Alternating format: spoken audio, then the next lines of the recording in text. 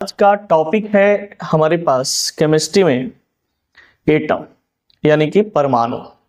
ये परमाणु चैप्टर से बहुत ऐसे क्वेश्चन आपका आता है जो कि मैक्सिमम कॉम्पिटिटिव एग्जाम में काम आते हैं, चाहे रेलवे का हो, कोई विद्यार्थी रेलवे का तैयारी कर रहा हो, एसएससी का तैयारी कर रहे हो या कोई भी अदर कॉम्पिटिटिव एग्जाम का तैयारी अगर आप कर रहे हैं तो इससे बहुत ज़्यादा क्वेश्चन आपका कॉम्पिटिटिव एग्जाम में पूछे जाते हैं साइंस पीरियड में, ठीक ना, जहाँ पे साइंस का क्वेश्चन आता है वहां से। तो देखेंगे कुछ इंपॉर्टेंट क्वेश्चन आज कि क्या क्या इसमें पढ़ना है, और एक बार यदि आप इसको पढ़ लेते हैं तो आपको टेंशन नहीं रहेगा कि इस चैप्टर से रिलेटेड कोई डाउट भी है, चाहे दरोगा हो, बिहार पुलिस हो, समझिए ग्रुप डी हो, इस सभी के लिए इंपॉर्टेंट एक नोट्स तैयार करके उस प्रकार से आपके पास रखें जहां से क्वेश्चन आते हैं। आप लोग को मेहनत कम करना पड़े, हमारा मेहनत लगे तो लगे कोई बात नहीं, लेकिन आपको मेहनत कम करना पड़े। हम अपना मेहनत तो जारी रखे हुए हैं, आप लोग बस समझ ही सकते हैं आप लोग को क्या करना है, वीडियो को पूरा देखना है और साथ साथ में आपको जैसा सपोर्ट करना है कि हमारा यूट्यूब पे भी कुछ बेहतर हो जाए आप लोग के दया दृष्टि से। तो देखिए बाबू, सबसे बड़ा चीज होता है परमाणु, ठीक ना। तो परमाणु क्या होता है इसके बारे में सबसे पहले हम लोग कुछ इंट्रोडक्शन के रूप में ले लेते हैं, समझिएगा।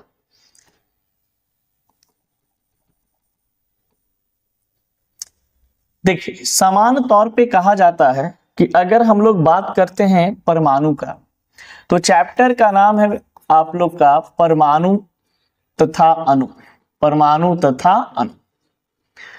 अब यहाँ पे ये परमाणु की अगर बात करते हैं तो आप लोग समझ सकते हैं यहाँ पे कि अगर हम बोलते हैं कि परमाणु होता है तो आप कह सकते हैं कि परमाणु बहुत ही स्मॉलेस्ट पार्टिकल होते हैं।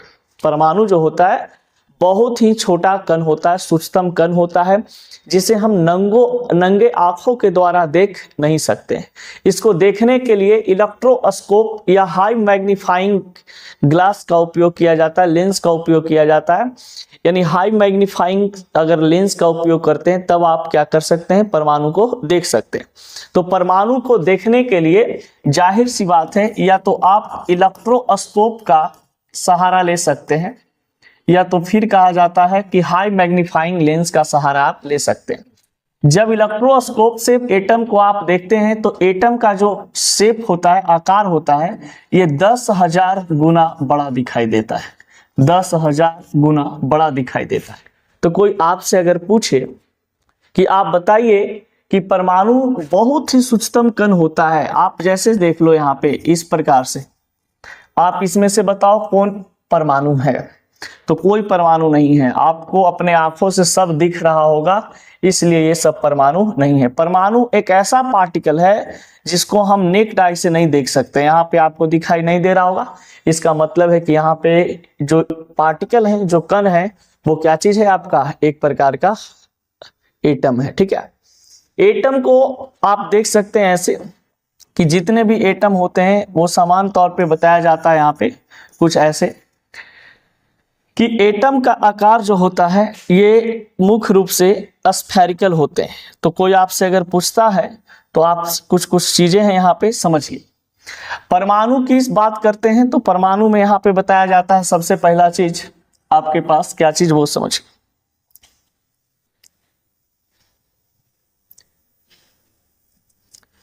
आपके पास बोलता है कि परमाणु से रिलेटेड कुछ बात, तो परमाणु जो है ये बताया जाता है बाबू कि परमाणु बहुत ही सूक्ष्मतम कण होता है, सूक्ष्मतम कण होता है, सूक्ष्मतम कण होता है, जिसे हम नंगे आंखों के द्वारा देख नहीं सकते हैं। फिर कहा जाता है कि परमाणु का अगर हम आकार की बात करते हैं, कुछ बेसिक चीज है, पहले बेसिक बता देते हैं उसके बाद आगे आएंगे सिलेबस पे। परमाणु का आकार स्फेरिकल होते हैं, गोलाकार होता है। अब परमाणु का जब आकार गोलाकार होगा तो आपको पता है कि परमाणु का आकार कुछ इस प्रकार से एग्जिस्ट करता है। तो यहाँ पे परमाणु का केंद्र होगा, परमाणु का केंद्र जो होता है इसको हम लोग न्यूक्लियस बोलते हैं, और न्यूक्लियस से यहाँ तक के कक्ष तक के जो दूरी होती है इसको हम लोग परमाणु त्रिज्या कहते हैं। यानी कि आपको पता है कि कोई भी स्फेरिकल जो पार्ट होता है, स्फेरिकल शेप होता है, उसमें जो यहाँ से सेंटर से लेकर के ये एक्सिस तक यानी कि यहाँ तक जो डिस्टेंस होता है इसको हम लोग बोलते हैं क्या चीज, परमाणु त्रिज्या। परमाणु त्रिज्या, परमाणु त्रिज्या, इसको हम एटॉमिक रेडियस बोलते हैं, एटॉमिक रेडियस बोलते हैं।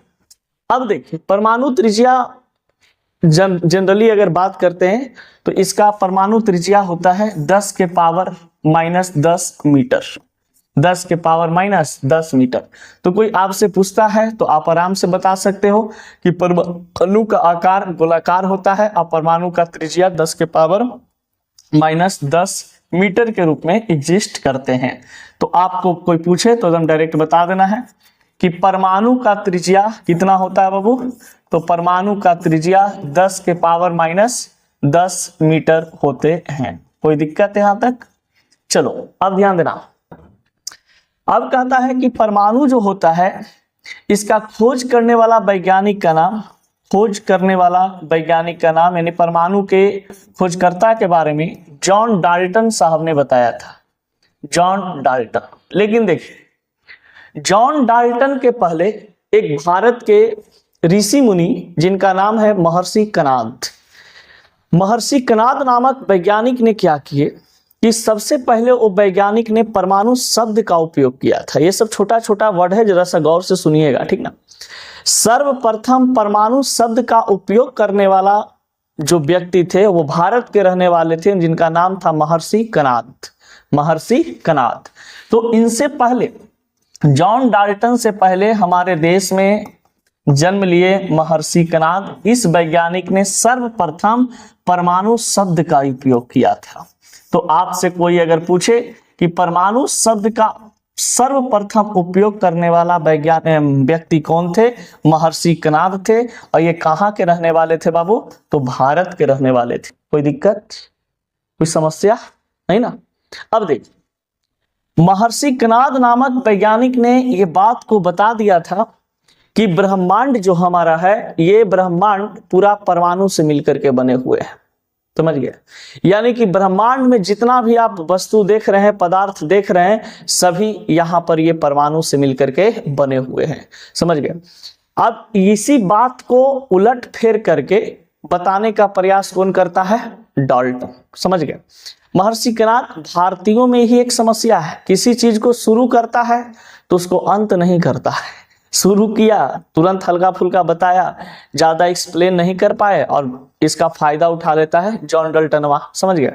अब महर्षि कणाद ने बताया कि ब्रह्मांड में जितने भी पार्टिकल उपस्थित हैं या जितने भी वस्तु हैं, पूरा ब्रह्मांड हमारा परमाणु से मिलकर के बना हुआ है। तो इस बात को सबसे पहले बताने वाला वैज्ञानिक महर्षि कणाद थे, जिन्होंने कहा था क्या चीज, कि हमारा ब्रह्मांड परमाणु से मिलकर के बना हुआ है। और यही बात को पकड़ लेता है जब महर्षि कणाद का लिखा हुआ कुछ जो थ्योरी है वो पढ़ता है कौन, जॉन डाल्टन। तो उस वैज्ञानिक ने कहता है कि अरे ये तो बहुत अच्छा चीज बता चुका है, समझ गए। और डाल्टन का कह देता है लास्ट में कि परमाणु इतना सूक्ष्म कण है कि इसे हम तोड़ नहीं सकते, परमाणु इतना सूक्ष्म कण है कि जिसे हम तोड़ नहीं सकते हैं। लेकिन आगे चल करके इसका ये कथन क्या होता है, गलत साबित होता है, क्योंकि परमाणु को हम 3 मौलिक कण में तोड़ देते हैं, तोड़ते हैं ना, इलेक्ट्रॉन, प्रोटॉन और न्यूट्रॉन। तो इलेक्ट्रॉन, प्रोटॉन और न्यूट्रॉन में टूट जाता है। फिर आगे बताएंगे कि अस्थाई और अस्थाई मौलिक, अस्थाई और अस्थाई कण कौन कौन होते हैं इसके बारे में। पहले यहाँ पे कुछ बातों को समझ लेते हैं। अब देखिए तो परमाणु बहुत ही सूक्ष्म कण होता है। फिर कहा जाता है क्या चीज, कि आपके पास परमाणु का त्रिज्या 10 के पावर -10 मीटर होते हैं। परमाणु का आकार की बात करें तो ये गोलाकार होते हैं। परमाणु का खोज करने वाला वैज्ञानिक का नाम जॉन डाल्टन है। लेकिन परमाणु शब्द का सबसे पहला उपयोग करने वाला व्यक्ति, प्रयोग करने वाला व्यक्ति कौन थे, भारत के रहने वाले महर्षि कणाद थे। परमाणु का जब यह स्फेरिकल रूप देखा गया तो कुछ स्फेरिकल रूप ऐसा इसको देखिए। परमाणु का स्ट्रक्चर यानी कि परमाणु का संरचना की अगर हम बात करते हैं, परमाणु का संरचना देखिए यहाँ पे बनाने का कोशिश करते हैं। उतना अच्छा तो मेरा ड्राइंग नहीं है जितना अच्छा आप लोग सोचते हैं, फिर भी कोशिश कर लेते हैं। जैसे मान लिया जाए बाबू कि ये है आपके पास एटम, ठीक है। एटम में यहां पर जो बीच में उपस्थित होते हैं इसको हम लोग कुछ इस टाइप से बना दो, ठीक है। ऐसे इस पार्ट को यहाँ पे पॉजिटिव के रूप में ले लेते हैं और यहाँ पे हम लोग क्या करते हैं कि ये हो जाता है बाहरी। तो देखिए एटम का ये जो पार्ट आपको दिख रहा है इसको हम लोग बोलते हैं भीतरी भाग, भीतरी भाग। और ये जो आपको ग्रीन कलर वाला जो दिख रहा है इसको हम लोग बोल देते हैं बाहरी भाग, बाहरी भाग। ये है बाहरी भाग। तो बाहरी भाग जो है ये एक प्रकार का एक्सिस होता है, कक्ष होता है, जिसको कक्षा के रूप में हम लोग जानते हैं।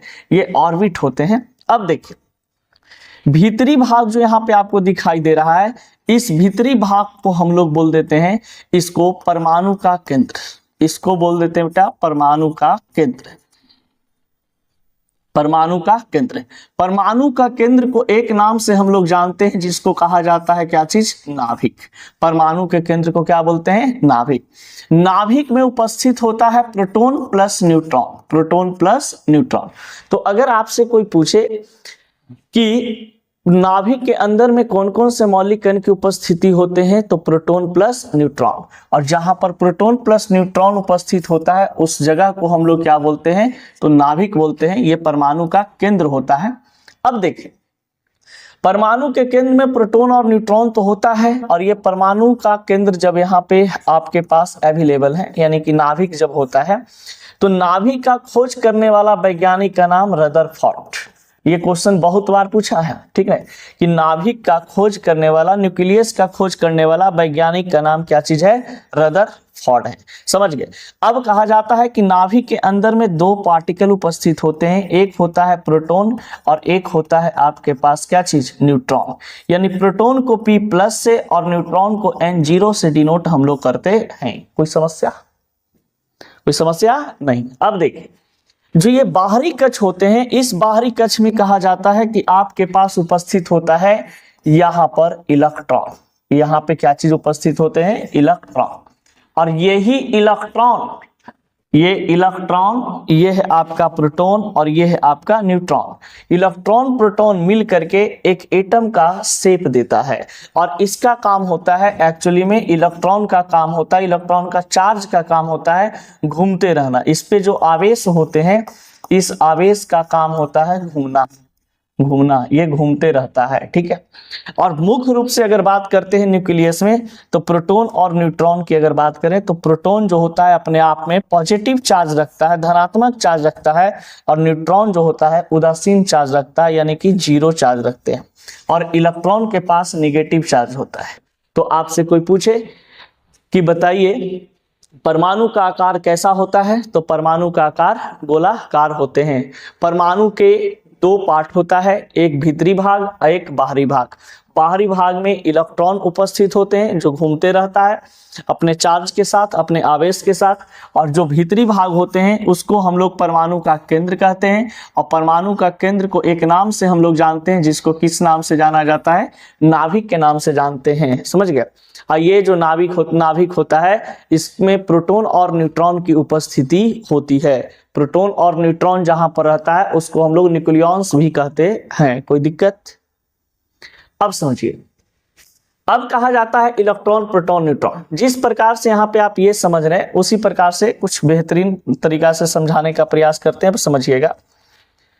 चलिए इतना तक आप लोग स्क्रीनशॉट ले लो या डायग्राम वगैरह बना लो। वीडियो रोक करके देखना चाहते हो तो देख लो, कोई दिक्कत नहीं है, काफी है समय। अब देखिए जनरली यहाँ पे कुछ बात आती है कि अब एटम से रिलेटेड ही, कि एटम से जो भी क्वेश्चन आपका बनता है उसको एक बार देख लेते हैं। सबसे पहला क्वेश्चन, एटम का परमाणु का त्रिज्या कितना होता है, तो परमाणु का त्रिज्या 10⁻⁻10 मीटर, कहीं कहीं 10⁻⁻23 भी देता है, शायद माइनस में कर दिया तो प्लस माइनस उतना चलता है, कोई दिक्कत नहीं है। अब देखिए 10⁻⁻18, 10⁻⁻10, 10⁻⁻23 कुछ ऐसे लिखा हुआ रहता है। अब देखो बहुत सूक्ष्म होता है ना, वो माइनस में उसको हम लोग मेंटेन रखते हैं। अब देखो, अब यहाँ पे कुछ बात करते हैं आगे। परमाणु होता है बहुत ही सूक्ष्म कण तो होता ही है, इसके बारे में अब देखते हैं आगे। परमाणु से रिलेटेड कुछ बात यहाँ पे आपको बताया गया है, एक बार ध्यान दीजिए। किसी तत्व का सूक्ष्मतम कण जो रासायनिक अभिक्रिया में भाग लेता है उसे हम परमाणु कहते हैं। आप पढ़े होंगे कि रासायनिक अभिक्रिया में जितने भी, मान लिया जाए कि आप कोई कंपोनेंट लेते हैं तो उसका परमाणु में जो उपस्थित पार्टिकल होते हैं या परमाणु होता है वो रिएक्शन में भाग लेता है। तो वही चीज यहाँ पे बोला है कि किसी तत्व का सूक्ष्मतम कण जो रासायनिक अभिक्रिया में भाग लेता है उसे हम क्या कहते हैं? परमाणु कह देते हैं, एटम कह देते हैं, ठीक ना। परमाणु दो प्रकार के मूल कणों से मिलकर के बने होते हैं। एक होता है अस्थाई और एक होता है अस्थाई। तो एक अस्थाई मूल कण की अगर बात करें तो अस्थाई मूल कण में इलेक्ट्रॉन, प्रोटॉन, न्यूट्रॉन होते हैं, और अस्थाई मूल कण की बात करते हैं तो इसमें पॉजिट्रॉन, मेसॉन, न्यूट्रॉनो, एंटी न्यूट्रॉनो होते हैं।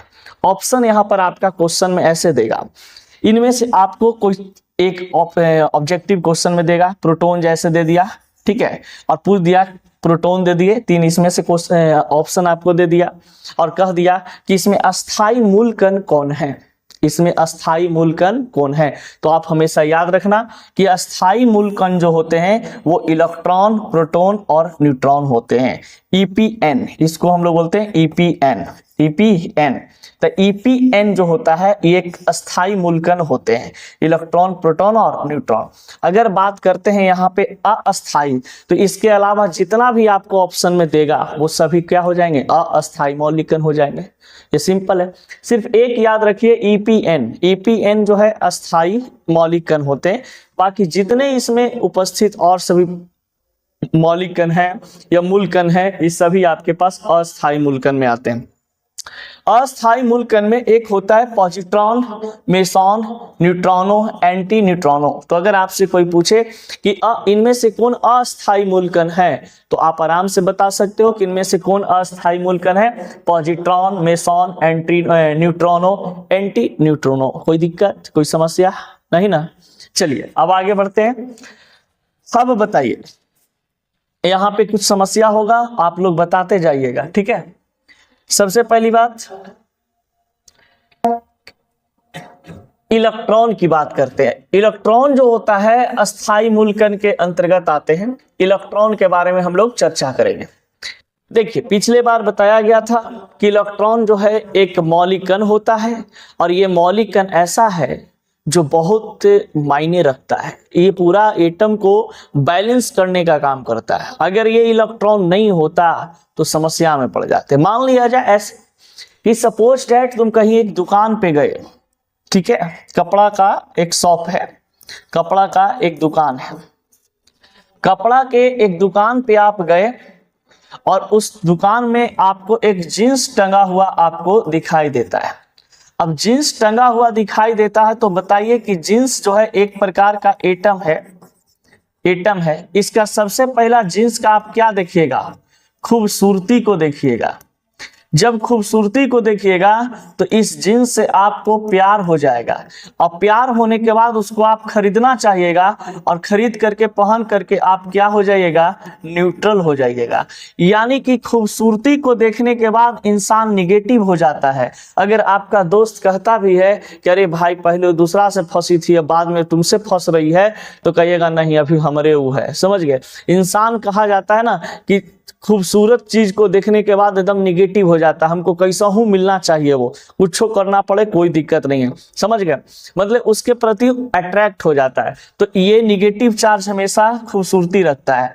प्यार की बात करते हैं तो प्यार जो है हमेशा पॉजिटिव अपने पास होता है। नहीं, जिससे आप प्यार करो, आप जिससे प्यार करते हो उसके प्रति आप क्या रहते हो? एकदम पॉजिटिव रहते हो कि नहीं रहते हो कि नहीं भाई वो है जो ही है, ओकरा अलावा हमरा कोई नहीं चाहिए, ठीक ना? ऐसा फील होता है कि नहीं होता है?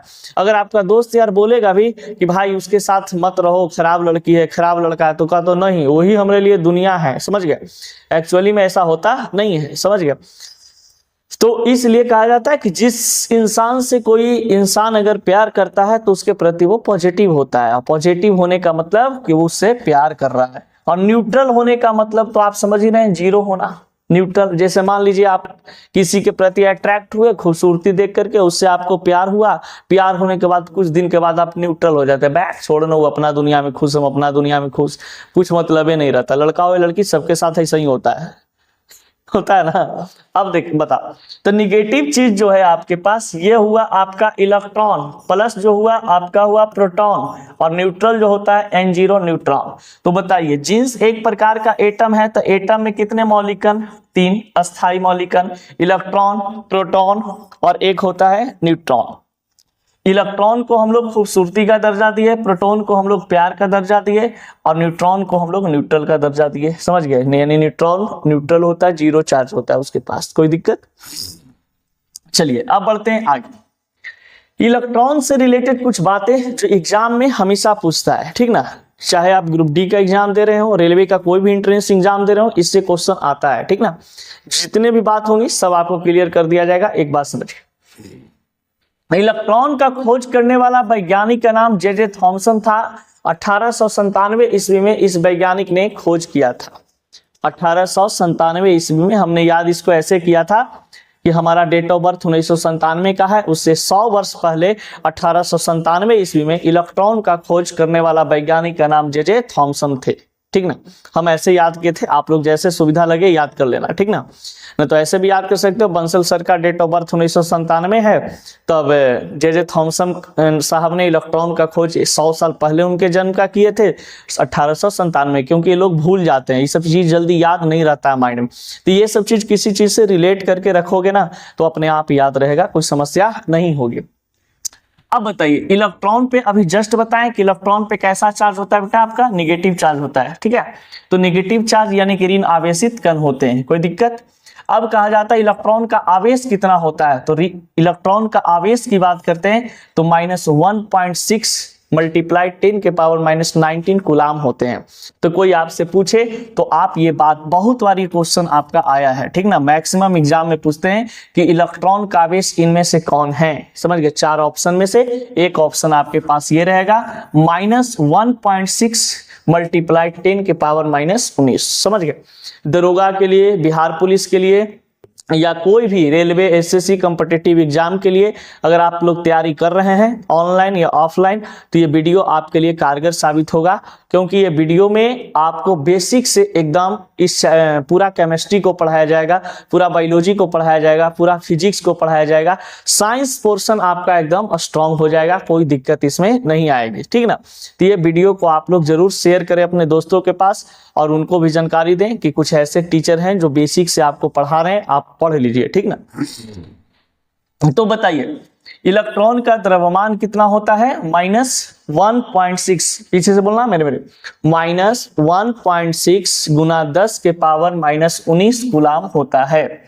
अब बताओ इलेक्ट्रॉन का द्रव्यमान, ये आवेश हुआ तो द्रव्यमान भी पूछता है कि इलेक्ट्रॉन का द्रव्यमान। कोई एक ऐसे ही कहीं हम जा रहे थे बोरिंग रोड तरफ ही, एक अच्छा खासा जिसका नाम है ऑनलाइन की दुनिया में, ऑफलाइन की दुनिया में, एक बच्ची मिल गई, 11th क्लास की बच्ची थी। वो बंदी ने बोली, बच्ची बोली कि उसको नहीं पता था कि हम टीचर हैं, नहीं पहचानी होगी। तो उसने कहा ना क्या चीज, तो जैसे मतलब ऑटो पे ही थे हम लोग, तो बैठे थे तो देखे कि वो बैग निकाली, कुछ मतलब बड़ा इंस्टीट्यूट का नाम है उसका, बोलना सही नहीं है, ठीक ना, क्योंकि रिकॉर्ड भी हो रहा है। समझ गए? मान लीजिए कोई काट के डाल देगा तो समस्या हो जाएगी कि अपना बड़ाई करता है उसको बुराई करता है, लेकिन ऐसा नहीं है। सब टीचर अच्छे हैं हमारे नज़र में, कोई टीचर गलत नहीं होता। बच्चा में डिमेरिट होते हैं, बच्चा पढ़ना नहीं चाहता है, इस चलते ऐसा हो जाता है। तो अब उससे उसका शायद पूरा इलेक्ट्रॉन, प्रोटॉन, न्यूट्रॉन, पूरा एटॉमिक स्ट्रक्चर खत्म कर दिया गया 11th क्लास का। उससे हमने पूछा कि यही चीज क्वेश्चन हमने दाग दिया डायरेक्ट, बेटा पढ़ लिए? तो हाँ सर पढ़ लिए। तो पहले तो लजा रही थी कि एक अनजान व्यक्ति हमसे पूछ रहा है, फिर उसको बोले कि हम भी केमिस्ट्री फैकल्टी हैं, टेंशन आप मत लो, हम भी एक टीचर हैं। तो ये पूछे, वो बता नहीं पाई। हमने कहा बताओ 1,45,000 तुम फीस दिए हो, एटॉमिक स्ट्रक्चर तुम्हारा चैप्टर खत्म हो चुका है, और तुम इतना छोटा चीज आपको याद नहीं है, आपको याद नहीं है कि इलेक्ट्रॉन का द्रव्यमान कितना होता है। तो सर बेसिक से हम लोग को नहीं पढ़ाया जाता है। हम बोले बेटा बस करो, हम समझ गए, तुम लोग को कहाँ से कहाँ पहुंचाएगा। तो आप समझो, जो भी पढ़िए आप बेसिक से पढ़िए, सही रहेगा। इलेक्ट्रॉन का द्रव्यमान कितना होता है? 9.11 गुना 10 के पावर -31 किलोग्राम। तो कोई आपसे पूछे तो आप आराम से बता देना कि इलेक्ट्रॉन का द्रव्यमान 9.11 गुना 10 के पावर -31 किलोग्राम होता है। अब देखिए ये चीज बहुत इंपॉर्टेंट है, ये बहुत सारे एग्जाम में एसएससी में बहुत बार पूछा है ये चीज, ठीक ना। एसएससी में ये बहुत बार रिपीट किया है क्वेश्चन, इस वहीं से हम थ्योरी ये निकाले थे, देखे 2-4 बार मतलब हमेशा मतलब पूछा है, तो हमने देखा कि इसको अपने थ्योरी में लागू कर देते हैं। पूछता है कि इलेक्ट्रॉन का द्रव्यमान हाइड्रोजन से कितना मतलब उसके बराबर होते हैं, तो बताइए इलेक्ट्रॉन का जो द्रव्यमान होता है हाइड्रोजन परमाणु के द्रव्यमान का लगभग कितना होता है, 1/1837। तो आप ये हमेशा याद रखना कि हाइड्रोजन परमाणु के द्रव्यमान का लगभग इलेक्ट्रॉन का द्रव्यमान कितना होता है, 1/1837। कोई दिक्कत है यहाँ पे नहीं ना। चलो अब एक चीज सिखाते हैं इसी में, चलिए स्क्रीनशॉट लेना चाहते हैं तो आप लोग ले सकते हैं, कोई समस्या नहीं है। हम हट जाते हैं।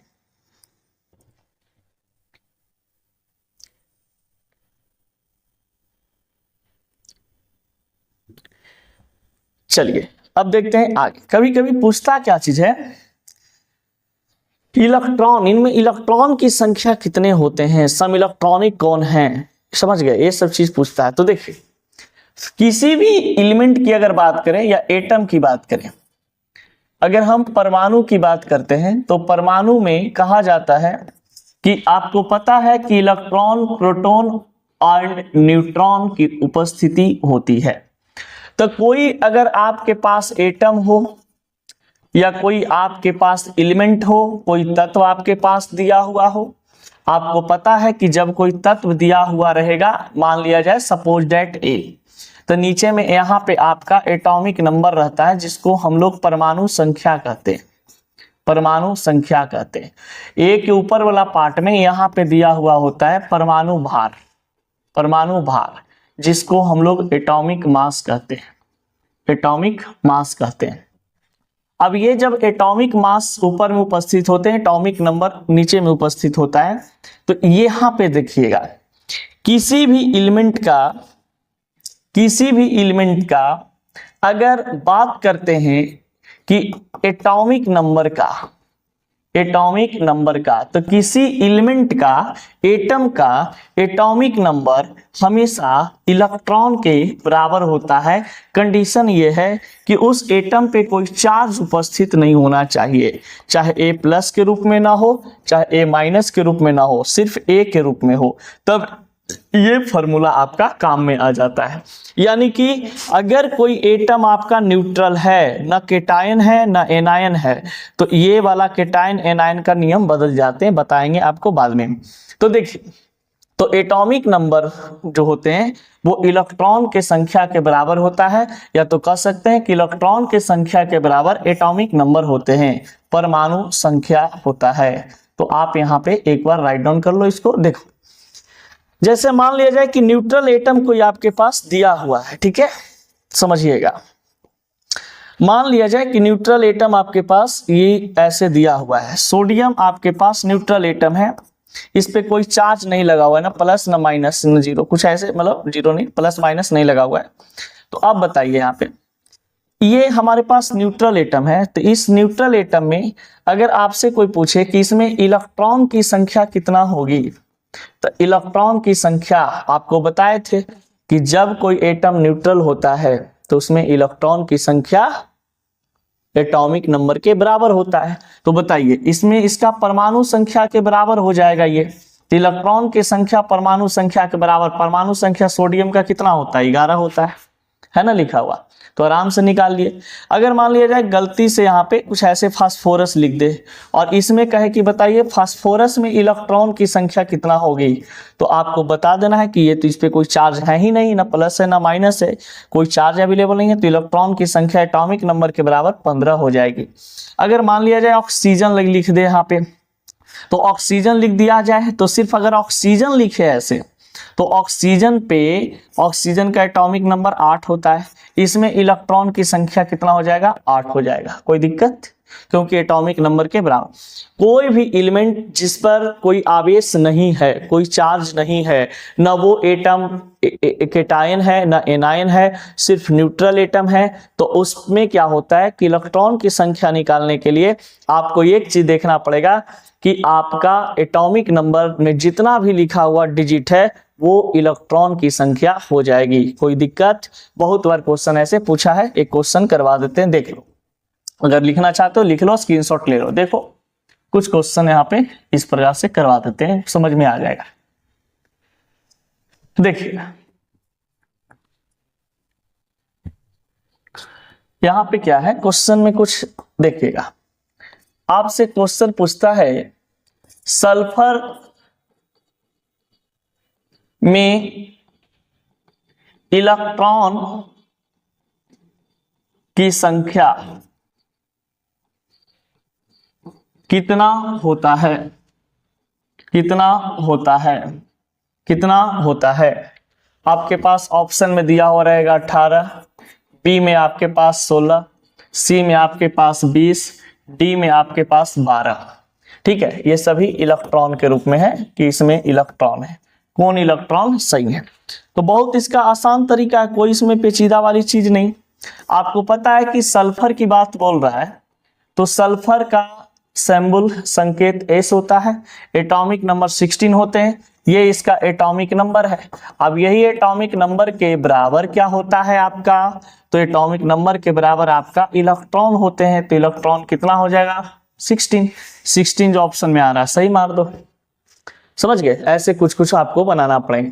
अब देखिए यहाँ पे अब क्या होता है ना कि कोई ये तो था न्यूट्रल एटम, अब आपके पास कोई आयन होता है। आयन में समझते हैं बातों को। मान लिया जाए मेरे भाई कि रेड कलर चमकता है ज्यादा ना, चलो पीला कलर सही है। मान लिया जाए आपके पास आयन हो, आयन तो जानते हैं ना, किसी परमाणु पे प्लस या माइनस आवेश की उपस्थिति आयन कहलाता है, ठीक ना। तो यहाँ पे कोई परमाणु पे, जैसे यहाँ पे आप समझ लीजिए कि परमाणु के ऊपर या परमाणु के पास पूरा कट गया रे।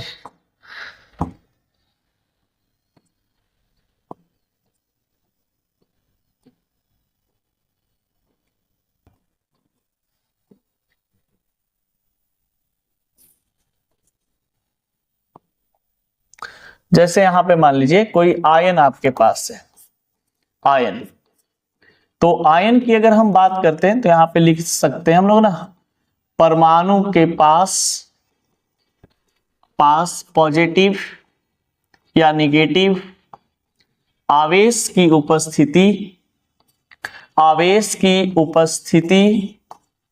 उपस्थिति आयन कहलाता है, आयन कहलाता है। यानी अगर कोई एटम के पास प्लस चार्ज लगा हुआ हो तो इसको हम पॉजिटिव, या तो इसको हम लोग क्या बोलते हैं बच्चा, धनात्मक आयन, धनायन बोलते हैं। ठीक है, इसको बोला जाता है धनायन। ठीक है, अगर ए पे कोई निगेटिव चार्ज लगा हुआ हो तो इसको हम लोग बोलते हैं क्या चीज, ऋणायन। ठीक है, जिसको हम लोग बोलते हैं ऋणात्मक आयन, ऋणात्मक आयन। तो बताइए किसी एटम पे पॉजिटिव चार्ज का लगा होना धनायन कहलाता है, किसी एटम पे नेगेटिव चार्ज का लगा होना ऋणायन कहलाता है। कोई दिक्कत? अगर किसी एटम पे कोई चार्ज नहीं लगा हुआ हो, समझ गए, यानी जीरो भी ना, कुछ भी ना लिखा हुआ, तो इसको हम बोलते हैं न्यूट्रल। ठीक है, यह सिर्फ परमाणु कहलाता है, यह सिर्फ क्या कहलाता है, परमाणु कहलाता है। ठीक है, बहुत मच्छर हो गया रे। तो बताइए अगर आपके पास यहाँ पे बोलता है कुछ ऐसे, ठीक है, अब समझिएगा बातों को यहाँ पे अच्छा से। आयन में हम लोग नंबर ऑफ इलेक्ट्रॉन निकालने के लिए सीखेंगे। देखिए आयन जो होता है दो प्रकार का, एक होता है आपके पास धनायन और एक होता है आपके पास ऋणायन। ऋणायन को हम लोग एनायन के रूप में जानते हैं, इसको हम लोग एनायन बोलते हैं, और इसको हम लोग बोलते हैं बच्चा केटायन। केटायन कहने का मतलब कोई एटम है, ए बी सी कुछ भी हो सकता है, हाइड्रोजन हीलियम लिथियम सोडियम कुछ भी, इस पे पॉजिटिव साइन आपको दिख रहा हो, और मान लीजिए कि यहाँ पे कोई आपका नेगेटिव साइन, बी नेगेटिव, या मान लो ए पे नेगेटिव चार्ज लगा हुआ हो, तो इसको हम ऋणायन बोलते हैं। अब यहाँ पे बात आती है कि अगर कोई पॉजिटिव चार्ज वाला एटम हो और इसमें हमें नंबर ऑफ इलेक्ट्रॉन निकालना है, इलेक्ट्रॉन की संख्या निकालना है। तो इलेक्ट्रॉन की संख्या निकालने के लिए क्या करेंगे, एक फार्मूला लगाएंगे, परमाणु संख्या माइनस प्लस यानी पॉजिटिव आवेश की संख्या, पॉजिटिव आवेश की संख्या, पॉजिटिव आवेश की संख्या। तो जितना परमाणु संख्या यहाँ पे दिया हुआ रहेगा, ये जो चार्ज दिया हुआ रहेगा, इसको में इससे क्या कर देना है, माइनस कर देना। अगर प्लस रहे तो एटॉमिक नंबर में कुछ भी एक्स वाई जेड रहे, एक्स से इसको माइनस कर देंगे, तो ये हो जाएगा आपका धनायन। जैसे एग्जाम्पल में समझिए, मान लिया जाए Na+ है आपके पास, इसमें पूछ दिया है नंबर ऑफ इलेक्ट्रॉन। तो आपको पता है कि सोडियम का एटॉमिक नंबर 11 होता है, 11 होता है। तो 11 और चार्ज कितना दिया हुआ है, 1, तो 11 - 1 बराबर कितना हो गया, 10 इलेक्ट्रॉन हो गए। अगर मान लिया जाए आपके पास ऐसे कोई पूछ देता कि मान लिया जाए कि एल्युमिनियम+3 आपके पास है। अब एल्युमिनियम+3 पर चार्ज कितना होंगे, +3 तो चार्ज दिया हुआ है, इलेक्ट्रॉन कितना होगा, तो आप इसको ऐसे देख लो, एल्युमिनियम का एटॉमिक नंबर 13 होता है, 13 होता है। तो बताइए परमाणु संख्या कितना होगा इसका, 13 यानी कि 13। और ये +3 जो है यहाँ पे इसमें माइनस हो जाएंगे, तो बताइए -3 बराबर 10, ये 10 इलेक्ट्रॉन निकल गया। कोई दिक्कत? अगर आपके पास कह देता मैग्नीशियम+2, मैग्नीशियम+2, तो मैग्नीशियम का एटॉमिक नंबर 12 होता है, तो 12 - 2 बराबर 10 इलेक्ट्रॉन हो गए। यानी कि जितना एटॉमिक नंबर दिया हुआ रहे उतना चार्ज को हम क्या कर देंगे, माइनस कर देंगे। जितना प्लस में रहता है एटॉमिक नंबर से माइनस हो जाता है। कोई दिक्कत? अब बताते हैं निगेटिव वाला। अब समझिएगा, यहाँ पे ऋणात्मक में कहा A नेगेटिव, तो इसमें भी वही फंडा है। आपके पास मान लिया जाए कि कोई परमाणु संख्या दिया हुआ है। अब ये परमाणु संख्या जो है, क्या कर रहे हो, ये कोई परमाणु संख्या दिया हुआ है, तो परमाणु संख्या प्लस ये निगेटिव आवेश की संख्या, निगेटिव आवेश की संख्या, इतना अगर कर लोगे तो ये इलेक्ट्रॉन निकल जाएगा। तो इलेक्ट्रॉन निगेटिव बराबर ये फार्मूला होता है, जब आपको ऋणायन में यानी कि निगेटिव आयन में आपको इलेक्ट्रॉन निकालना हो, तो आप बहुत आसानी से क्या कर लेंगे, इलेक्ट्रॉन की संख्या आप प्राप्त कर सकते हैं। परमाणु संख्या में माइनस रहेगा तो प्लस और प्लस रहेगा तो माइनस, बस इतना ही कंसेप्ट है। जैसे मान लीजिए सल्फर -2 है, इसमें इलेक्ट्रॉन की संख्या निकालना है, तो सल्फर का कितना होता है बाबू, 16, परमाणु संख्या कितना होता है, 16। तो 16 माइनस में दिया हुआ है, तो इसके साथ ही क्या चीज में आ जाएगा, प्लस में। तो 16 + 2 बराबर कितना हो गया, 18 इलेक्ट्रॉन। मान लिया जाए ऑक्सीजन -2 रहता है, ऑक्सीजन का एटॉमिक नंबर 8 है, ये माइनस में दिया हुआ है, तो इसके साथ इसको प्लस में कर देंगे, इसके पास 10 इलेक्ट्रॉन हो गए। कोई दिक्कत? अगर मान लिया जाए कि क्लोरीन दिया हुआ है, क्लोरीन निगेटिव, तो क्लोरीन का एटॉमिक नंबर 17 होता है, तो 17 + 1 बराबर कितना हो जाएगा, 18 इलेक्ट्रॉन हो जाएंगे। अर्थात हम कह सकते हैं कि जितना एटॉमिक नंबर दिया हुआ रहे, एटॉमिक नंबर तो आपको याद करना ही पड़ेगा, बिना एटॉमिक नंबर के आप कंप्रोमाइज कर नहीं सकते हैं। तो एटॉमिक नंबर में अगर माइनस रहे तो प्लस कर देते हैं, अगर प्लस रहेगा तो माइनस कर देते हैं। जैसे ऐसे समझो ना, मान लो हमारे पास 10 रुपया है, ठीक है, 11 रुपया है, और उस पर हमारा +1 का साइन लगा हुआ है, यानी हम किसी से 1 रुपया कर्जा लिए हुए हैं। तो हमारे पास मुख्य रूप से कितना पैसा है, कर्जा लेकर के हम 11 रुपये रखे हैं, ऊपर में टैग लगा हुआ कि +1 रुपया बंसल सर किसी से कर्जा लिया है, लेकिन एक्चुअली मेरे पास number of electron, number of पैसा कितना है, 10 रुपया ही है ना। तो प्लस रहता है, तो +1, 11 इधर तो घटा देंगे इसके साथ। एटॉमिक नंबर में यहाँ पे 11 हमारे पास है, लेकिन हमारे ऊपर में चार्ज प्लस लगा हुआ, माथा पे एक वो टेंशन एक बना हुआ है, तो 11 - 1 कर देंगे तो 10 हो गया। अगर मान लो कि हमारे पास 16 रुपया है, ठीक है, -2 रुपया हम ऊपर में किसी और को मतलब दे चुके हैं, -2 रुपया मतलब किसी को दे चुके हैं, तो बताइए एक्चुअली में हमारे पास पैसा कितना, 16 रुपया तो मेरा हाथ में है एटॉमिक नंबर के रूप में, -2 रुपया हम किसी को दे चुके हैं, तो उससे पैसा तो हम लेंगे ना भाई। तो बताइए 16 और प्लस 2 कितना हो जाएगा 18 इलेक्ट्रॉन। तो यही चीज यहाँ पे आपको बताया गया है कि 16 रुपया तो इसके हाथ में है, लेकिन -2 लिखा हुआ है, इसका मतलब -2 रुपया, 2 रुपया किसी को दिया है, ठीक ना, कर्जा के तौर पे किसी को दिया है, तो उसके पास भी तो पैसा हुआ है, किसी को दिया है, इसका मतलब छोड़ देगा, ऐसे थोड़ी ना करेगा। चलिए अब बढ़ते हैं आए। अब यहाँ से क्वेश्चन कुछ आता है, देखिए ये सब जितना भी आपको पढ़ाया जा रहा है ये सब इम्पोर्टेंट है, समझ गए, आपको क्वेश्चन में ये सब आपको कॉम्पिटिटिव एग्जाम में क्वेश्चन आते रहता है, ठीक ना। चलिए स्क्रीनशॉट लेना है ले लीजिए, नहीं तो समझ गए होंगे, उम्मीद है, इस कोई भारी चीज नहीं है, कुछ क्वेश्चन अगर चाहते हो तो प्रैक्टिस करवा देते हैं। देखिएगा, मान लिया जाए आपके पास कह दे इनमें से किनका इलेक्ट्रॉन की संख्या 10 नहीं है, 10 नहीं है। ऑप्शन में आपको दे देगा एल्युमिनियम +3, बी में आपके पास दे देगा B+3, सी में आपके पास दे देगा Mg+2 और डी में आपके पास दे देगा लिथियम प्लस। अब बताओ, जाहिर सी बात है, देखो सबको चेक कर लेते हैं किसका किसका 10 आ रहा है नहीं आ रहा है। आपको पता है कि एल्युमिनियम का 13 होता है, तो 13 प्लस में है तो माइनस करेंगे तो इसका 10 इलेक्ट्रॉन आ गया। इसका बोरोन जो है, बोरोन का 5 होता है, 5 - 3 करेंगे तो 2 आ गया, ठीक है। फिर यहाँ पे आपके पास मैग्नीशियम का 12 होता है, ये 12 होता है, इसका 5 होता है, तो 12 - 2 करेंगे तो इसका भी 10 आ गया। इसका लिथियम का 7 होता है एटॉमिक नंबर, -1 करेंगे तो 8 इलेक्ट्रॉन आए। तो इसमें 2 ऐसे हमारे पास ऑप्शन नजर आ रहे हैं जिसका इलेक्ट्रॉन की संख्या 10 नहीं है। एक 2 आ रहा है और एक आ रहा है आपके पास 8, सॉरी 7 में से 1 जाएगा, प्लस है तो -1 करेंगे तो 6 इलेक्ट्रॉन हो जाएगा, सॉरी 6 इलेक्ट्रॉन हो जाएगा। तो बताइए 6 इलेक्ट्रॉन होगा कि नहीं, 7 प्लस है तो प्लस माइनस हो जाएगा। देखो ऐसे भी इसको हम बना सकते हैं, मान लो सबका एटॉमिक नंबर यहाँ पे इतना कोई कैलकुलेशन करने का टेंशन ही नहीं है, 13 है 3 है, 13 में से 3 को घटाएंगे 10 आ गया, इसमें से इसको घटाएंगे 5 में से 5 और 3 कितना हो जाएंगे 8 हो जाएगा, ठीक है। सॉरी घटाना ना, प्लस है तो माइनस, तो 5 में से 3 गया 2 हो जाएगा, ठीक ना। अब बताओ यहाँ पे 12 है तो 12 में से 2 जाएगा तो 10 हो जाएगा, और इसमें से ये घटेगा 7 में से 1 तो यहाँ पे 6 हो जाएगा। तो यहाँ पे देख लो 10 इसमें आ रहा है, 10 इसमें आ रहा है, और इसमें तो 2 और उसमें 6 आ रहे हैं, ऐसे भी आप देख सकते हो।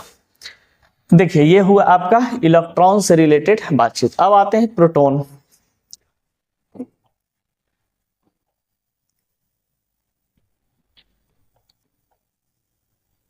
देखिए प्रोटॉन की बात करते हैं तो प्रोटॉन के पीछे एक कहानी है, इस कहानी को हम लोग पहले समझें, ठीक है।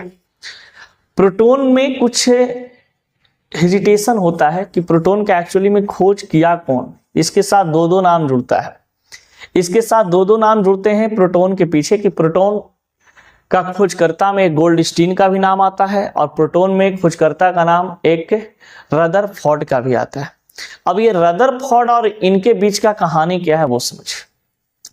एक्चुअली में क्या हुआ था कि प्रोटॉन का खोज करने की जब बात चल रही थी तो सबसे पहले गोल्डस्टीन नामक वैज्ञानिक ने कुछ अपना बातों को रखा, बताया, और इन्होंने कहा कि हमने प्रोटॉन का खोज कर दिया है, लेकिन उतना अच्छा से एक्सप्लेन नहीं कर पाया था, लेकिन प्रोटॉन के बारे में कुछ न कुछ ये बंदा बता दिया था, समझ गए।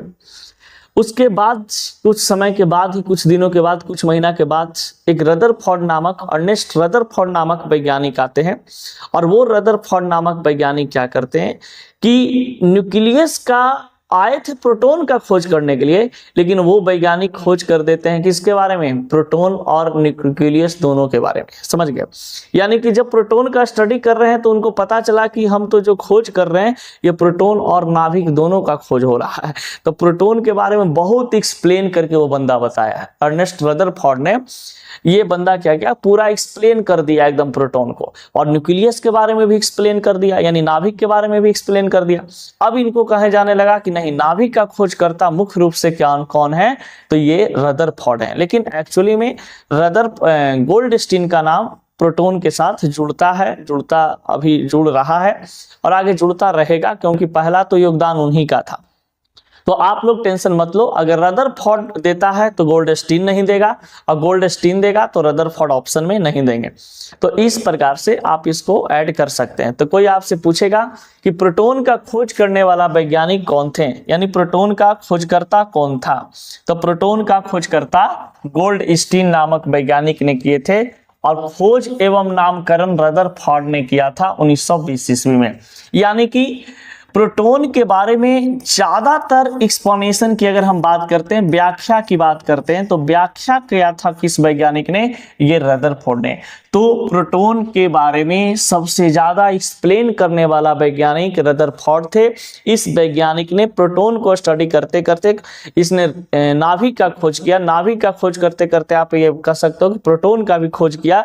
ये दोनों का कुछ लॉजिक मिल रहा था, इन्होंने पूरा रगड़ करके एक्सप्लेन किया और लास्ट में पूरा व्याख्या किया इसके बारे में, और कहा एकदम हैंड टू हैंड इसका थ्योरी का एक्सप्लेनेशन लीजिए, हमसे कोई समस्या नहीं होगी। तो बताइए, प्रोटॉन का खोजकर्ता गोल्डस्टीन को कहा जाता है, लेकिन प्रोटॉन का नाम रखने का बात जो आती है वो किसने किया था, रदरफोर्ड नामक वैज्ञानिक ने। प्रोटॉन पर किस प्रकार के आवेश होते हैं, तो घन आवेश होता है। घन आवेश यानी ये पॉजिटिव पार्टिकल होते हैं। ये आप कह सकते हैं कि इस पे किस प्रकार का आवेश होता है, तो पॉजिटिव आवेश होता है, धनात्मक आवेश होते हैं। प्रोटॉन पर आवेश जो कूलाम के रूप में होता है वो प्लस 1.6 गुने 10 के पावर माइनस 19 कूलाम होता है। ये हम हमेशा याद कर लेना, इससे क्वेश्चन पूछता है, ठीक है। कोई पूछे आपसे कि प्रोटॉन पर आवेश कितना होता है, तो प्रोटॉन पर आवेश प्लस 1.6 गुना 10 के पावर माइनस 19 कूलाम होते हैं।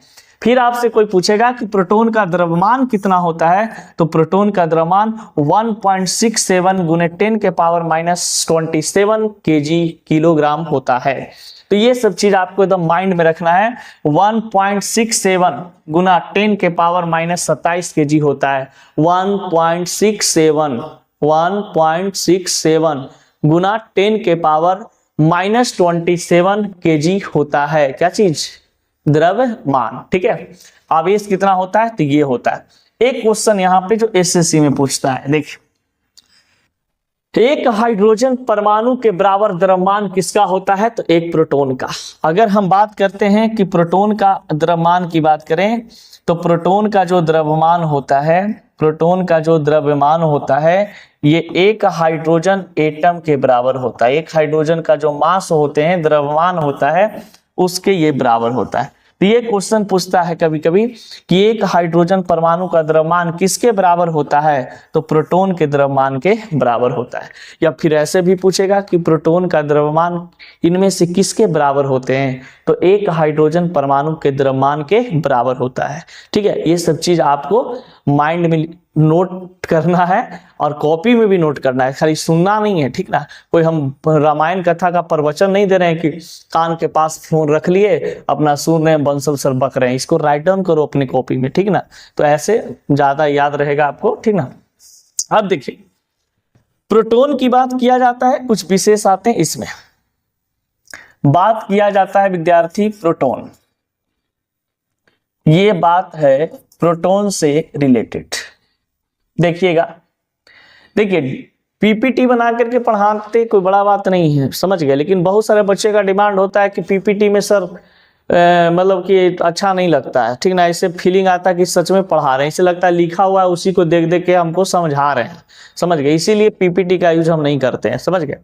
और कोई बड़ी बात नहीं है। देख, जहां पर होगा वीडियो से समझाने का, वीडियो से समझा देंगे, ठीक ना। कोई दिक्कत परेशानी नहीं होगी, समझ में आना चाहिए, कैसे भी पढ़िए, ठीक ना। क्योंकि एग्जाम में ये नहीं पूछता है कि आप कैसे पढ़े हैं, एग्जाम में ये पूछता है कि आपको याद क्या है, आपका सोचनीय क्षमता कितना दूर तक जाता है। एंट्रेंस एग्जाम लेने का मकसद क्या होता है, कोई भी डिपार्टमेंट का एंट्रेंस एग्जाम होता है या कॉम्पिटिटिव एग्जाम होता है, तो उसका मकसद क्या होता है, वो आपका मानसिकता जानना चाहता है कि एक्चुअली में जो बर्डन इस पर हम देना चाह रहे हैं वो बर्डन के लायक ये व्यक्ति है कि नहीं है, उतना दूर तक ये व्यक्ति सोच पाता है कि नहीं पाता है। मान लीजिए कि जिस फील्ड में काम कर रहे हैं उस फील्ड में बहुत सारे लोग हैं, तो उस प्रकार के दिमाग इनके पास सोचनीय क्षमता है कि नहीं है, ठीक ना। मेंटलिटी अलग तो नहीं है। मान लीजिए कि किसी एक डिपार्टमेंट में किसी एक व्यक्ति व्यक्ति का सोच बहुत अच्छा है, किसी एक व्यक्ति का सोच बहुत खराब है, ठीक है, दोनों वहां पे कोलैबोरेट कर दिया है, समझ गए। अब बताइए कोलैप्स करने के बाद क्या होगा, काम कर रहा है, दोनों में विवाद होते रहेगा। अब एक ही डिपार्टमेंट में रह के एक ही जगह काम करिएगा, विवाद होते रहेगा, तो वो डिपार्टमेंट का भी नाम खराब होगा कि नहीं होगा। इस चलते एंट्रेंस एग्जाम हो, चाहे डिपार्टमेंटल एग्जाम हो या कोई भी कॉम्पिटिटिव एग्जाम हो, एग्जाम लेने के पीछे रीजन है कि आपको वो चेक करता है कि आप मेंटली कितना स्ट्रांग है, कहां तक आप सोच पाते हैं, इस चीज को ये जानना चाहता है। अब देखिए प्रोटॉन के बारे में, प्रोटॉन की बात करते हैं तो चाहे हमारा एटम पॉजिटिव हो, चाहे हमारा एटम निगेटिव हो, चाहे हमारा एटम न्यूट्रल हो, अगर ये केटायन के रूप में भी होता है और अगर ये एनायन के रूप में भी होता है या तो फिर कोई परमाणु के रूप में होते हैं, समझ गए। इस सभी के लिए कोई केटायन हो, चाहे एनायन हो, चाहे कोई परमाणु हो, इन तीनों में अगर आपको प्रोटॉन की संख्या निकालना होगा, प्रोटॉन की संख्या निकालना होगा, तो प्रोटॉन की संख्या बराबर एक फार्मूला होता है, हमेशा एटॉमिक नंबर, ये हमेशा परमाणु संख्या के बराबर होगा। इस पर कोई चार्ज का प्रभाव नहीं पड़ता है, इस पर कोई चार्ज का प्रभाव नहीं पड़ता है। सिर्फ अभी बताया ना, बताइए चार्ज है कि नहीं है, इस पे पॉजिटिव है, नेगेटिव है, इस पे कुछ चार्ज नहीं है, ठीक है, ये एटम के रूप में है। लेकिन अगर प्रोटॉन की संख्या केटायन में, एनायन में या परमाणु में पूछेगा तो आपको याद रखना है कि प्रोटॉन की संख्या जो होगा वो हमेशा एटॉमिक नंबर के बराबर होगा।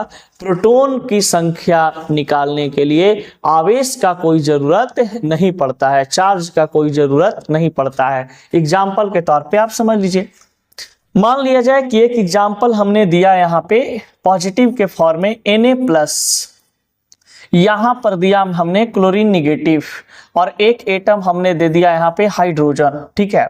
अब बताइए यहां पे आपको पता है, यहां पे आपको पता है कि सोडियम का एटॉमिक नंबर 11 होता है, क्लोरीन का एटॉमिक नंबर 17 होता है, हाइड्रोजन का एटॉमिक नंबर 1 होता है।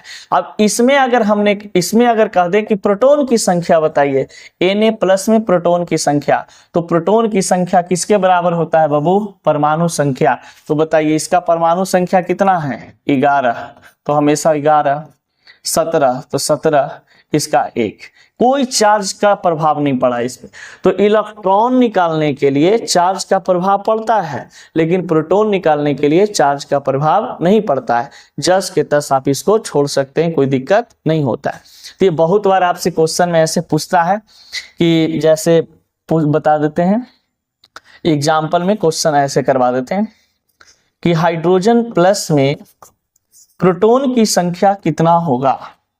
बताओ सब लोग कमेंट करके जरा बता देना, प्रोटॉन की संख्या कितना होगा, कितना होगा। तो बताइए हाइड्रोजन प्लस में प्रोटॉन की संख्या, इस पे चार्ज का कोई प्रभाव तो पड़ेगा नहीं, तो हाइड्रोजन का एटॉमिक नंबर 1 होता है तो 1 ही रह जाएगा, प्रोटॉन का संख्या 1 हो जाएंगे। लेकिन यहीं पे अगर कह दिया जाए कि हाइड्रोजन प्लस दिया हुआ है, इसमें इलेक्ट्रॉन की संख्या बताइए, तो इलेक्ट्रॉन की संख्या 1 - 1 बराबर क्या हो जाएगा, 0 हो जाएगा, ठीक ना। तो इलेक्ट्रॉन की संख्या 1 - 1 0 हो जाएंगे, लेकिन प्रोटॉन की संख्या कितना होगा, 1 रहेगा, ठीक ना। क्योंकि प्रोटॉन की संख्या है जो आवेश पे डिपेंड नहीं करता है कि चार्ज उसका क्या है क्या नहीं है, ठीक ना। चलिए अब बढ़ते हैं आगे की ओर, कुछ क्वेश्चन यहां पे और करवा दें। देखो जैसे मान लिया जाए कि यहां पे आपके पास सल्फर -2 में प्रोटॉन की संख्या बताइए, प्रोटॉन की संख्या बताएं, प्रोटॉन की संख्या बताएं। ये कॉम्पिटिटिव एग्जाम के लिए 11-12 के विद्यार्थी इसको ना देखें, ठीक ना, क्योंकि बहुत शॉर्टकट में ये पढ़ाया गया है, क्योंकि जितना जरूरत कॉम्पिटिटिव एग्जाम में है उतना ही पढ़ाएंगे, ज्यादा नहीं पढ़ाया गया है इसमें ज्यादा डीपली। देखिए सल्फर -2 है, 11-12 के विद्यार्थी इस वीडियो को देखेंगे तो उनको लगेगा कि बहुत ही मतलब कि सपोज डेट मान लेंगे कि नॉर्मल पढ़ाया, लेकिन ये वीडियो आपको जा रहा है सिर्फ कॉम्पिटिटिव एग्जाम के लिए।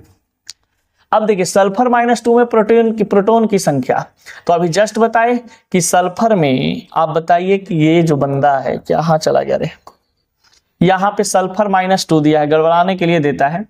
तो इसमें प्रोटॉन की संख्या पूछता है कि प्रोटॉन की संख्या कितना है, तो प्रोटॉन की संख्या बराबर जस्ट बताएं कि हमेशा किसके बराबर ये होता है, एटॉमिक नंबर के बराबर। तो बताइए एटॉमिक नंबर इसका कितना है, एटॉमिक नंबर इसका 16 है, तो यहाँ पे लिख देंगे 16। चार्ज का कोई भी इफेक्ट इस पे नहीं पड़ेगा, ठीक ना। देखिए अभी जस्ट आते हैं हम लोग न्यूट्रॉन पे, ठीक है। न्यूट्रॉन का पीडीएफ इसका कहाँ गया, चलिए देखिए इलेक्ट्रॉन प्रोटॉन अभी जितना भी हम लोग पढ़ रहे हैं ये सभी क्या चीज है, अस्थाई मूलकण के बारे में पढ़ रहे हैं, ठीक ना। ये अस्थाई मूलकण है एटम का, इलेक्ट्रॉन प्रोटॉन और न्यूट्रॉन। अब बात करते हैं न्यूट्रॉन से रिलेटेड। न्यूट्रॉन भी एक प्रकार का फंडामेंटल पार्टिकल है, एक प्रकार का मौलिक कण होता है, और इस मौलिक कण का खोज करने वाला वैज्ञानिक का नाम क्या चीज था, हाँ लिखा हुआ भी है ना, देखो जेम्स चैडविक। और जेम्स चैडविक नामक वैज्ञानिक ने इसका खोज कब किया था, 1932 ईस्वी में किया था। और जिस जगह पे प्रोटॉन और न्यूट्रॉन दोनों साथ में रहते हैं उसको हम लोग न्यूक्लियॉन्स कहते हैं। क्या कहते हैं, न्यूक्लियॉन, यानी प्रोटॉन और न्यूट्रॉन का उपस्थिति न्यूक्लियॉन कहलाता है, ठीक है। और ये जो न्यूट्रॉन होते हैं ना, ये विद्युत उदासीन कण होते हैं, यानी कि पहले भी आपको बता चुके हैं कि जो न्यूट्रॉन होता है, जो न्यूट्रॉन होता है ये न्यूट्रल चार्ज को रखता है, न्यूट्रल आवेश को रखता है। न्यूट्रल आवेश कहने का मतलब है मित्र कि ये जीरो चार्ज को रखता है, जीरो आवेश को रखता है, जीरो आवेश को रखता है। अब ये जब जीरो आवेश को रखता है तो आप साफ सुथरा एकदम बात आप बताइए कि जब इसके पास आवेश जीरो है तो ये विद्युत उदासीन तो होगा ही, इसके पास ना पॉजिटिव चार्ज है ना नेगेटिव चार्ज है, इसके पास न्यूट्रल चार्ज है, यानी कि जीरो चार्ज, शून्य चार्ज। तो शून्य चार्ज रखता है कौन, न्यूट्रॉन रखते हैं, और न्यूट्रॉन न्यूट्रल स्टेट में होता है, समझ गए। अब बताइए इसका द्रव्यमान कितना हो जाएगा, 1.67 गुने 10 के पावर -27 kg, किलोग्राम। तो ये चीज हमेशा याद रखना, बहुत बार क्वेश्चन आपका आता है, ठीक ना। ये वाला चीज कभी कभी ये तो इतना बच्चा याद कर लेता है, ये रटा हुआ सब बुक में मिल जाते हैं ये चीज, ठीक ना। कभी कभी कुछ ऐसा चीज है जो आपको नहीं मिलता है। तो न्यूट्रॉन का खोज करने वाला वैज्ञानिक जेम्स चैडविक, प्रोटॉन तथा न्यूट्रॉन जहां पे रहता है, प्रोटॉन और न्यूट्रॉन के बराबर क्या होते हैं, न्यूक्लियॉन्स होते हैं। फिर कहा जाता है कि इस पर न्यूट्रल चार्ज विद्युत उदासीन कण होते हैं। इसका द्रव्यमान 1.67 गुने 10 के पावर -27 किलोग्राम होता है। अब बात करते हैं कि किसी एटम में न्यूट्रॉन की संख्या कैसे निकालना होता है। देखिए अगर कोई आपके पास परमाणु दिया हुआ है और इस परमाणु में आपको न्यूट्रॉन की संख्या निकालना है, न्यूट्रॉन की संख्या निकालना है, तो न्यूट्रॉन की संख्या बराबर एक फार्मूला होता है। यहां पे क्या होता है ना, atomic mass minus atomic number, यानी कि आपको कुछ करना नहीं है, परमाणु द्रव्यमान आपको याद करना है और परमाणु संख्या आपको याद करना है, और ये दोनों को जब माइनस करेंगे तो किसी भी परमाणु में न्यूट्रॉन की संख्या हमें प्राप्त हो जाएगी। एज फॉर एग्जाम्पल देख लीजिए, देखिए बहुत ही भयानक क्वेश्चन बता रहे हैं। हाइड्रोजन परमाणु में न्यूट्रॉन की संख्या ज्ञात करें। तो देखिए हाइड्रोजन परमाणु कहने का मतलब परमाणु संख्या 1, परमाणु भार 1। अब आपको पता है कि न्यूट्रॉन की संख्या ज्ञात करने के लिए हम क्या करते हैं, atomic mass minus atomic number. तो बताइए एटॉमिक मास ऊपर में कितना दिया हुआ है, 1, एटॉमिक नंबर कितना दिया हुआ है, 1, आंसर आ गया 0। ये क्वेश्चन ऐसे पूछता है कि इनमें से 4 ऑप्शन में हाइड्रोजन भी एक दिया हुआ रहेगा, पूछेगा इनमें से कौन सा ऐसा तत्व है जिसमें न्यूट्रॉन की संख्या 0 होता है, वह कौन सा ऐसा तत्व है जिसमें न्यूट्रॉन की संख्या 0 होता है। तो आप बता सकते हैं ना कि न्यूट्रॉन की संख्या हाइड्रोजन के पास 0 होता है, क्योंकि इसका एटॉमिक मास 1, इसका एटॉमिक नंबर 1 कट करके क्या आ जाएगा विनोद, 0 बट्टा सन्नाटा। चलिए अब बढ़ते हैं आगे की ओर। देखिए अब मान लिया जाए कि यहां पे आपके पास सोडियम दे दे, क्वेश्चन ऐसे रहेगा सोडियम परमाणु में न्यूट्रॉन की संख्या ज्ञात करें। न्यूट्रॉन की संख्या ज्ञात करें। तो बताइए, सोडियम परमाणु की बात कर रहा है। सोडियम का एटॉमिक नंबर 11, एटॉमिक वेट 23। अब बताइए न्यूट्रॉन की संख्या निकालने के लिए क्या करेंगे? 23 माइनस 11 बराबर कितना आ गया? 12 न्यूट्रॉन। कोई दिक्कत? अगर आपके पास यहाँ पे मान लिया जाए क्लोरीन कह दे 17 और इसका ये होता है एटॉमिक नंबर 35। अब बताओ न्यूट्रॉन की संख्या निकालना है तो 35 माइनस 17 कर देंगे, यहाँ पे 18 करीब आएगा। देख लेना मेरा मैथ कमजोर है मैथ अच्छा होता है तो आज हम भी कुछ बेहतर किए होते हैं। चलो देख लो यहाँ पे। अब जैसे मान लिया जाए कि यहाँ पे आपके पास दिया हुआ हो मैग्नीशियम, ये है 12, इसका होता है 24। तो 24 माइनस 12 करेंगे तो कितना आ गया? 12 न्यूट्रॉन। तो इस प्रकार से क्या होते हैं? न्यूट्रॉन की संख्या निकल जाता है। तो इलेक्ट्रॉन, प्रोटॉन और न्यूट्रॉन से रिलेटेड जितने भी स्थायी मूलकण थे सभी के बारे में आपको बता दिया गया है। ठीक है, एक बार इसको आप अपने कॉपी में राइट डाउन कर लीजिएगा, स्क्रीनशॉट लेने का मन कर ले लीजिएगा, अपने दोस्तों के साथ वीडियो शेयर कर लीजिएगा, उनको बहुत राहत मिलेगा। जितना भी ये चीज बताया गया है बहुत ही मतलब कि जितने भी कॉम्पिटिटिव एग्जाम है उसके लिए ही बताया गया है। ठीक ना।